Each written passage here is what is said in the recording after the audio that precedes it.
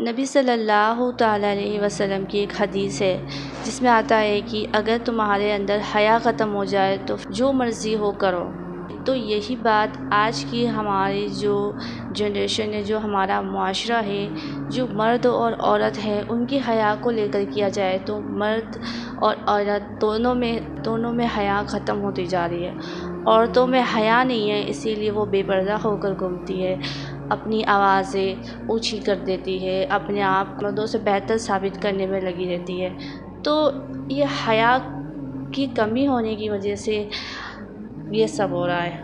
اور رہی بات مردوں کی، تو پردہ صرف عورت کے لیے نہیں ہوتا ہے۔ پردہ اللہ تعالیٰ نے سب سے پہلا حکم جو دیا ہے وہ مردوں کو کہا گیا ہے، مردوں کو حکم دیا ہے پردے کا کہ اپنی نگاہیں نیچی رکھو، اپنی نظریں جھکائے رکھو، حیا رکھو ان میں۔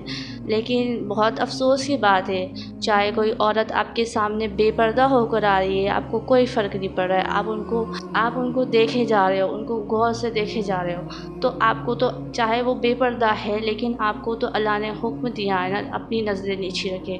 تو یہاں غلطی دونوں کی ہی ہے، ٹھیک ہے، دونوں کی ہی غلطی ہے۔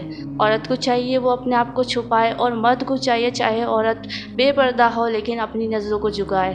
تو یہاں دونوں کو سمجھنے کی ضرورت ہے، دونوں میں حیا کی ضرورت ہے۔ اگر دونوں میں کسی ایک میں حیا ہوگی تو ایمان محفوظ رہے گا۔